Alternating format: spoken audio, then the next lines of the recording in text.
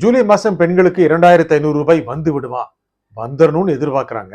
அதுக்கான திட்டங்களை அரசு வகுத்துட்டு இருக்கு. ஜூலை மாசம் தான் வரும் அப்படின்னு சொல்ல முடியாது.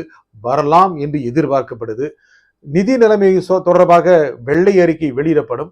எப்படி கடந்த ஆட்சியில நிதி நிலைமை இருந்தது, இப்போ என்ன நிலைமையில் இருக்கு அப்படிங்கிறது சொல்லப்படும். அதே மாதிரி கடந்த ஆட்சியில டெண்டர் விடப்பட்டதுல கமிஷன் வாங்கப்பட்டதா, எத்தனை கமிஷனை நிறுவனங்கள் கொடுத்துச்சு அப்படின்னு ஆராய்ச்சி செய்யறதற்காக ரகசிய குழுக்களை அரசு அமைத்திருக்கிறது. இதன் மூலம் ஏதாவது ஊழல் நடந்திருந்தா ஒண்ணு நடவடிக்கை எடுக்கிறது.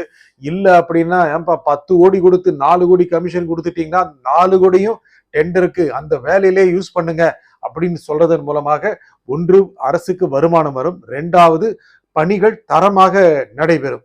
இதெல்லாம் திட்டம் முக்கியமாக திரு விஜய் தலைமையிலான அரசுடைய முக்கியமான திட்டமாக இருக்கு.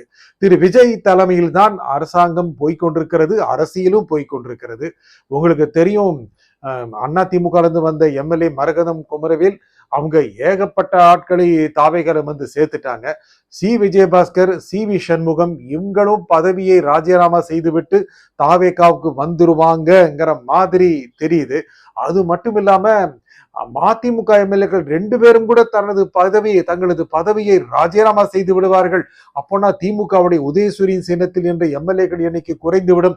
அவர்களும் அந்த 2 பேரும் தாவேகா அணியில் சேர்ந்து தேர்தலை சந்தித்து அவர்களும் அமைச்சர்கள் ஆவார்கள் என்று எதிர்பார்ப்பு அதிகமாகி கொண்டிருக்கிறது. திரு விஜயோடைய அரசியல் ஸ்டைல வேற மாதிரி இருக்கு, ரொம்ப ட்ரெண்டிங்கா இருக்கு.